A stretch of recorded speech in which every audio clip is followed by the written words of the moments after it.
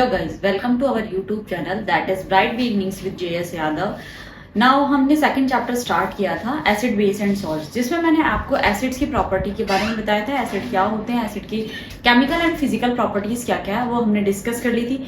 और उसके बाद हमने एसिड के टाइप्स देखे थे, स्ट्रॉन्ग, वीक एसिड, कंसंट्रेटेड और डाइल्यूट एसिड। लास्ट में मैंने आपको आरएनएस कंसेप्ट बताया था, जो मैंने कहा था इलेक्ट्रोलाइसिस हो जाता है अगर जो एसिड होते हैं उनका क्या होता है, कंप्लीट आयनाइजेशन हो जाता है वाटर के साथ। ठीक है, एक्वस सॉल्यूशन का कंप्लीट आयनाइजेशन हो जाता है। तो ये कंसेप्ट दिया था आरएनएस ने। ये एक स्वीडन केमिस्ट है जिन्होंने ये कंसेप्ट दिया था। उन्होंने ये बताया था कि अगर जो एसिड्स हैं वो H+ आयन से देते हैं उनके एक्वस सॉल्यूशन से, तो उन्हें हम क्या कहते हैं, आरएनएस एसिड्स कहते हैं या एसिड्स कहते हैं। ठीक है, ये बात थी। आज हम जो डिस्कस करेंगे वो बेस के बारे में डिस्कस करेंगे। ठीक है, यानी बेस क्या होते हैं, बेस की प्रॉपर्टीज क्या होती है, इसके बारे में डिटेल में स्टडी करेंगे। तो बेस क्या होते हैं, बेस जो होते हैं वो क्या होते हैं, बिटर इन टेस्ट, ठीक है, soapy in touch, turns red litmus to blue. ठीक है, यानी बेस क्या होते हैं, ये टेस्ट में कड़वे होते हैं। ठीक है, वही बात है कि बेस को अगर आप ये जो आपके सोप्स होते हैं इन्हें अगर टेस्ट करोगे तो ये कड़वे होते हैं टेस्ट के अंदर। ठीक है, उसके अलावा ये कैसे होते हैं, सोपी इन टच, यानी स्लिपरी होते हैं। जैसे इनका एक्वा सॉल्यूशन बनाओगे और इन्हें टच करने की कोशिश करोगे तो कैसे होते हैं, सोपी होते हैं। दूसरी बात, ये क्या करते हैं, जो लिटमस है, लिटमस पेपर जो है उसे क्या करते हैं, जो रेड लिटमस पेपर है उसको ब्लू के अंदर टर्न कर देते हैं। ठीक है, अब हम डिस्कस करेंगे इसकी फिजिकल प्रॉपर्टीज बेस की। अब बेस के एग्जांपल देख लो। बेस जो होते हैं जैसे सोडियम हाइड्रोक्साइड, पोटेशियम हाइड्रोक्साइड, ठीक है, उसके बाद में कैल्शियम हाइड्रोक्साइड, ये सारे क्या है बेटा, बेसिस है। ठीक है, तो ये बेसिस जो है, अमोनियम हाइड्रोक्साइड, ठीक है, तो ये बेसिस है। ये बेसिस के कुछ एग्जांपल्स हैं। उसके बाद इसके हम देखेंगे फिजिकल प्रॉपर्टीज। ठीक है, और फिजिकल प्रॉपर्टीज,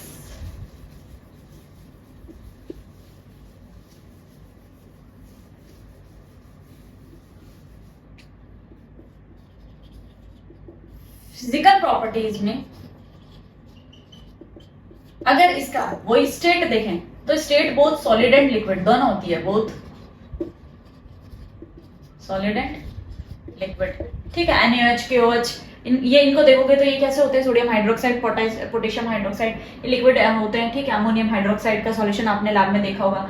और जैसे सोडियम कार्बोनेट, सोडियम बाइकार्बोनेट जो बेकिंग सोडा है और वॉशिंग सोडा है, वो कैसे होते हैं बेटा, वो सॉलिड होते हैं। ठीक है, उसके बाद आप देखोगे कि they are also good conductor of electricity, conductor of electricity. तो ये क्या करते हैं, अपने अंदर से इजीली इलेक्ट्रिसिटी को पास ऑन होने देते हैं। ठीक है, इनका जो एक्वस सॉल्यूशन है अगर उसके अंदर से इलेक्ट्रिसिटी पास की जाए तो इजीली पास हो जाती है।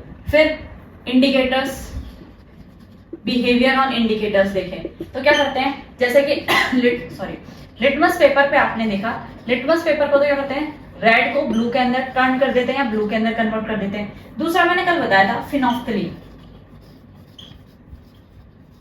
ये जो फिनोफ्थलीन है, ये मैंने आपको याद होगा कि एसिड में बताया था ये कलरलेस होता है, लेकिन जैसे ही बेसिक सॉल्यूशन में डाला जाता है ये कैसे हो जाता है, पिंक हो जाता है ना। ये पिंक कलर का, आप जब 12th में टाइट्रेशन करोगे, क्या करोगे, टाइट्रेशन करोगे KMnO4 और इनकी सोडियम हाइड्रोक्साइड और की या उसके अंदर बेसिक KMnO4 के अंदर बेसिक सॉल्यूशंस डालोगे, टाइट्रेशन करोगे तो ये पिंक कलर का कन्वर्ट हो जाता है। दूसरी बात, मैथिल ऑरेंज। ठीक है, मैंने बताया था कि ये क्या होते हैं, जब आप एसिड देखोगे तो ये रेडिश कलर का बताया था मैंने आपको, लेकिन जैसे ही बेसिक के अंदर डालोगे तो ये कैसा हो जाता है, येलो इन कलर। यानी जो इंडिकेटर्स है उनमें भी क्या करते हैं, ये कलर अपना जो शो करते हैं उससे हमें पता चलता है कि कौन सा सब्सटेंस एसिडिक है और कौन सा बेसिक है। आगे बात समझ में। उसके बाद आप देखोगे टच, तो अभी मैंने बताया था आपको कैसे होते हैं, सोपी इन टच,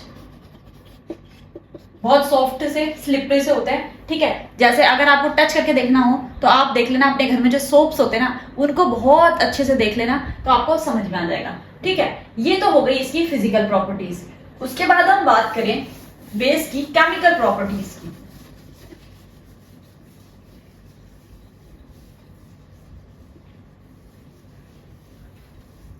केमिकल प्रॉपर्टीज में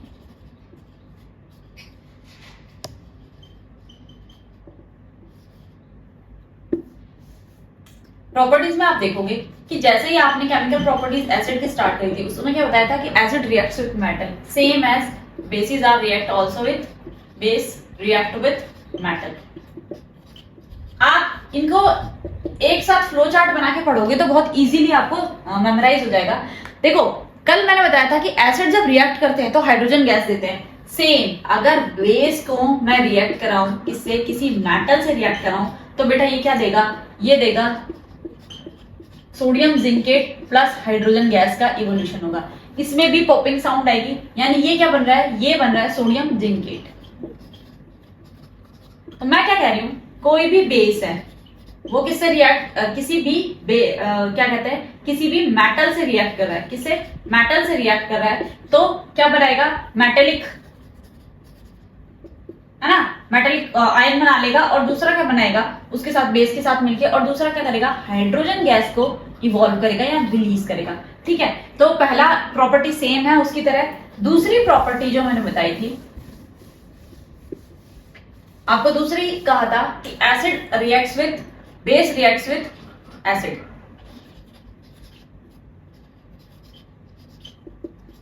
ठीक है, तो इसके अंदर आप देखोगे कि कोई भी बेस है, जैसे मैं ये ले लूं सोडियम हाइड्रोक्साइड, ये HCl से रिएक्ट कर रहा है, तो क्या बनाएगा बेटा, NaCl बना देगा और इसके अंदर से वाटर रिलीज होगा। क्या बनेगा, पानी निकलेगा। तो ये जो रिएक्शन है, मैंने कल भी कहा था, इसे हम क्या कहते हैं, न्यूट्रलाइजेशन रिएक्शन कहते हैं। क्या कहते हैं, न्यूट्रलाइजेशन रिएक्शन कहते हैं। ठीक है, न्यूट्रलाइजेशन रिएक्शन जो होते हैं, देखो इसके जो यूजेस है ना, अगर न्यूट्रलाइजेशन रिएक्शन के, ये एक अलग से टॉपिक भी है, न्यूट्रलाइजेशन रिएक्शन के अगर मैं आपको यूजेस बताऊं तो देखो, बेसिस के साथ न्यूट्रलाइजेशन रिएक्शन के ये है कि देखो, आपने सुना होगा कि आपके पेट के अंदर क्या हो जाती है, एसिडिटी हो जाती है।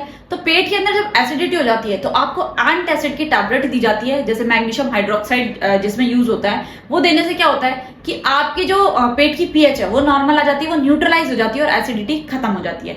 दूसरी बात, आपने देखा होगा कि वैस्प के स्टिंग, मैंने तो सॉरी कल गलती से आपको वैस्प का नाम दे दिया था। देखो, बीज के स्टिंग के अंदर तो होता है फॉर्मिक एसिड, और जो वैस्प की स्टिंग होती है उसके अंदर होता है बेस। तो अगर बेस है तो उसके अंदर अगर आप एसिटिक एसिड डालोगे तो क्या हो जाएगा, वो न्यूट्रलाइज हो जाएगा, है ना। किसी का भी स्टिंग है, अगर बी का है तो आप क्या डाल दो, सोडियम कार्बोनेट डाल दो, सोडियम बाइकार्बोनेट डाल दो। ठीक है, या फिर उस पर जो आप घर में यूज करते हो ना सोप, उसको रब कर दो, तो वो क्या हो जाएगा, उसका जो इफेक्ट है वो न्यूट्रलाइज हो जाएगा। ठीक है, दूसरी बात आपने देखा होगा, सॉइल का जो नेचर है वो एसिडिक हो जाता है।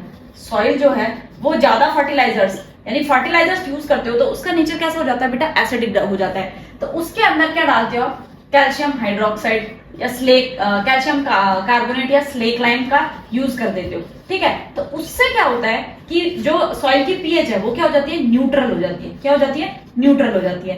तो इसमें भी इस न्यूट्रलाइजेशन रिएक्शन का बहुत बड़ा रोल है। ठीक है, उसके बाद आप देखोगे कि सॉइल की पीएच भी आपने ठीक कर लिया। दूसरा, ये जो मैग्नीशियम हाइड्रोक्साइड वगैरह जो हार्ड वाटर होता है उसको भी किसके अंदर, जो क्या कहते हैं, सॉफ्ट वाटर या उसके अंदर कन्वर्ट, पोर्टेबल वाटर के अंदर कन्वर्ट करने के लिए इनका यूज होता है। दूसरी बात, न्यूट्रलाइजेशन रिएक्शन का और कहाँ यूज होता है, और सॉल्ट्स बनाने के अंदर। ठीक है, जो आप ये खाते हो, ये सॉल्ट जो बनता है वो भी किससे बनता है, न्यूट्रलाइजेशन रिएक्शन से ही बनता है। ठीक है, तो किसी भी चीज को अगर एसिडिक है तो उसे बेसिक करना है तो उसके अंदर यूज होता है। दूसरी बात, अब जब मेटल्स का एक्सट्रैक्शन करते हो या फिर क्या करते हो कि लैब के अंदर या बड़ी बड़ी जो फैक्ट्रीज होती है उनके अंदर आपने देखा होगा कि बहुत ज्यादा क्या होता है कि ये कार्बन डाइऑक्साइड रिलीज होती है, एसिडिक मीडियम बना लेती है, अमोनियम रिलीज हो जाती है। ठीक है, तो इनका जो एसिडिक मीडियम है, ठीक है, तो अगर एसिडिक मीडियम है तो अमोनियम हाइड्रोक्साइड या फिर लाइमस्टोन का यूज किया जाता है उनकी चिमनीज पे, फैक्ट्रीज पे।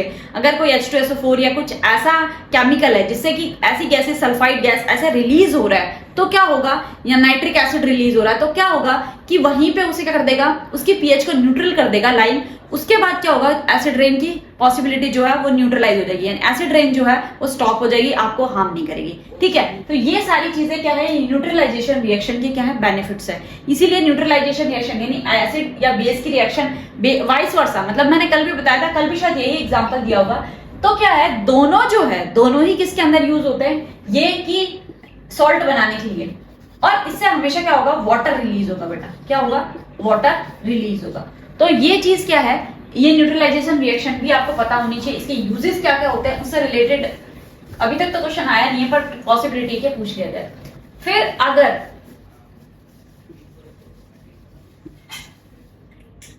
बेस किसी नॉन मेटल से रिएक्ट करे, base react with non metal, ठीक है, ये एक्सक्यूज मी, ये सोडियम हाइड्रोक्साइड है, ये CO2 से रिलेट करें तो क्या बनेगा, Na2CO3 सोडियम बाइकार्बोनेट बना लेगा, और इसमें से क्या होगा, इसमें से कार्बन डाइऑक्साइड गैस क्या हो जाएगी, रिलीज हो जाएगी।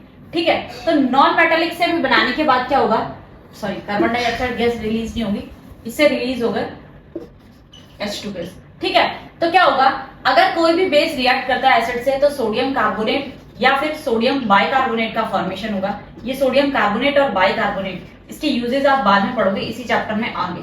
ठीक है, तो ये क्या सॉल्ट्स जब हम पढ़ेंगे ना तब इनके यूजेस पढ़ेंगे।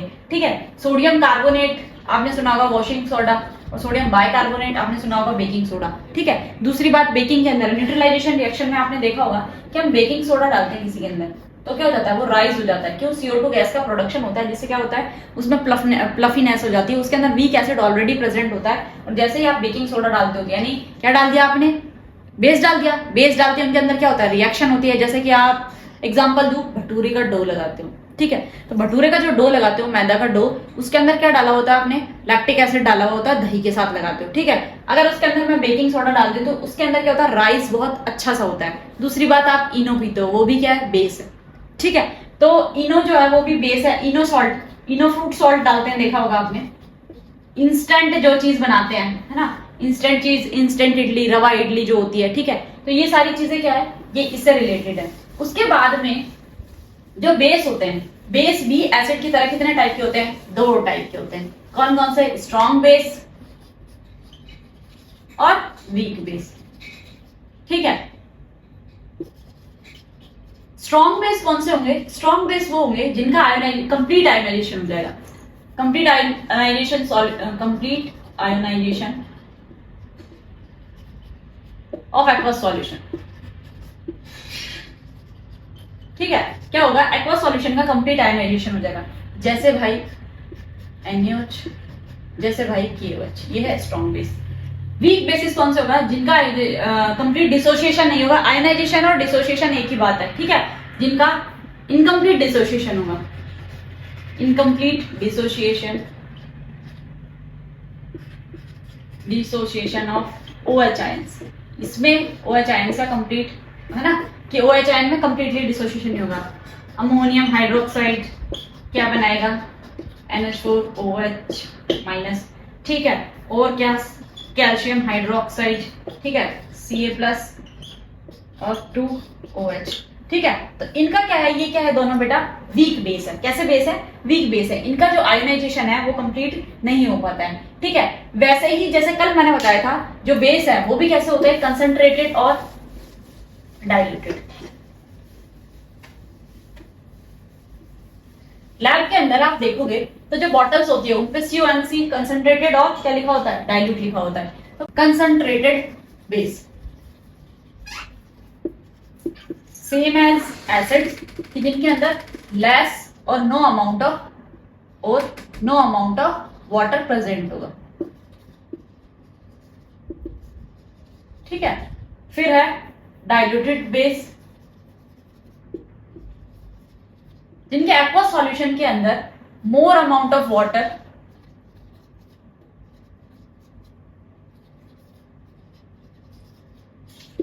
Is present. ठीक है, ये क्या कहलाते हैं, डाइल्यूटेड बेस कहलाते हैं। ठीक है, कंसंट्रेटेड बेस जो होते हैं उनके ऊपर लिखा होता है कंसंट्रेटेड बेस। जैसे लैब में अमोनियम हाइड्रोक्साइड है, KOH है, ठीक है, इधर कैल्शियम हाइड्रोक्साइड है। ठीक है, तो ये सारे क्या है, ये प्रेजेंट होते हैं। ठीक है, और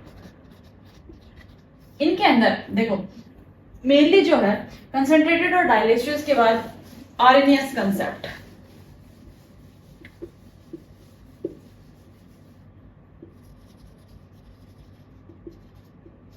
बेस, ये क्या होते हैं कि जो बेस का एक्वस सॉल्यूशन होता है वो क्या दे, OH आयन। ठीक है, क्या देंगे, OH आयन, है ना। तो वो क्या कहलाते हैं, आरएनएस बेस कहलाते हैं, ठीक है। जिनके डिसोसिएशन पे क्या निकले, एक्वा सॉल्यूशन के डिसोसिएशन पे क्या निकलेगा, OH आयन निकलेगा, जो हमने अभी वीक और स्ट्रॉन्ग में पढ़ा था। तो सेम वही KOH है, ठीक है, इसका एक्वा सॉल्यूशन है, तो इसका डिसोसिएशन होगा, तो बेटा क्या बन जाएगा, K प्लस और OH minus ion. Same magnesium hydroxide है, तो क्या होगा, मैग्नीशियम और OH आयन रिलीज हो जाएंगे। सेम पोटेशियम, ठीक है, सोडियम हाइड्रोक्साइड है, तो Na प्लस और OH आयन रिलीज हो जाएंगे। ये किसके आरएनएस बेस कंसेप्ट है, ठीक है। ये कंसेप्ट आरएनएस साइंटिस्ट ने दिया था, सेम एज एसिड्स है, ठीक है। मैंने कल बताया था आपको इलेक्ट्रोलाइसिस का प्रोसेस सेम यही है, ठीक है। यानी इन अगर बेसिस का इलेक्ट्रोलाइसिस करोगे तो ये क्या देंगे, OH आयन देंगे, ठीक है। उसके बाद में इसीलिए तो इनके अंदर क्या हो जाता है, इजीली इलेक्ट्रिसिटी क्या हो जाती है, कंडक्ट हो जाती है, ठीक है। उसके बाद में आप देखोगे एक होता है एसिडिटी ऑफ बेसिस और बेसिसिटी ऑफ एसिड्स। एक कंसेप्ट सुनना, मैं क्या कह रही हूं, बेसिसिटी ऑफ एसिड्स, है ना। Those acids which gives H plus ion, ठीक है, वो क्या कहलाते हैं, ये एसिड्स। अब बेसिसिटी कैसे, mono basicity acids, mono atomic acids भी कह सकते हो, मोनो बेसिक एसिड्स भी कह सकते हो, ठीक है। मोनो बेसिसिटी ऑफ एसिड्स, ठीक है, जिनके अंदर एक आयन ही प्रेजेंट होगा, जैसे एक ही H प्लस आयन देंगे जो, ठीक है, gives H plus ion, one और मोर H प्लस आयन। तो देखो एक देगा तो वो क्या कहलाएगा, मोनो बेसिसिटी, यानी मोनो एसिडिक बेसिसिटी कहलाएगी, यानी एक H प्लस आयन और एक क्लोरीन आयन हो रहा है। फिर डाई कौन से होंगे बेटा, जिनके अंदर दो आयन क्या होंगे, रिलीज होंगे, जैसे H2SO4। सल्फ्यूरिक एसिड क्या करेगा, H2 प्लस देगा, ठीक है, और क्या देगा, SO4 सल्फेट माइनस देगा। फिर ट्राई एटॉमिक, ठीक है, ट्राई एटॉमिक कौन सा होगा, H3PO4, ठीक है। तो ये क्या करेगा, H2 प्लस आयन देगा और PO4 माइनस 4PO क्या देगा, माइनस आयन देगा। तो ये क्या होता है, बेसिसिटी होती है किसकी, एसिड्स की, कि H प्लस आयन वो कितने दे रहा है, ठीक है, एक दे सिंगल आयन दे रहा है डिसोसिएशन पे, दो आयन दे रहा है, या फिर तीन आयन दे रहा है। सेम एज इट इज क्या होगा,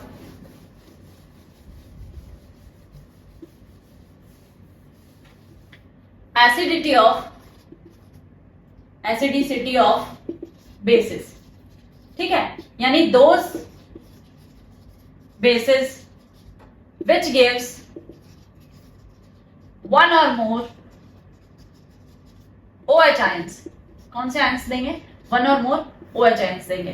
तो देखो अब एक बात ध्यान से सुनना, मैं क्या कह रही हूं, NaOH का डिसोसिएशन, यानी मोनो एटॉमिक देख लो, Na प्लस और OH माइनस आयन दे रहा है, एक OH दे रहा है, ठीक है। अब मैं बात कर रही हूं CaOH का ट्वाइस, ठीक है, देख लेना, कैल्शियम प्लस आयन दे रहा है और OH का ट्वाइस आयन दे रहा है, ठीक है। ये क्या होगा, डाइबिस, ठीक है, डाइएटॉमिक। उसके बाद में कह रही हूं ट्राई एटॉमिक, ठीक है।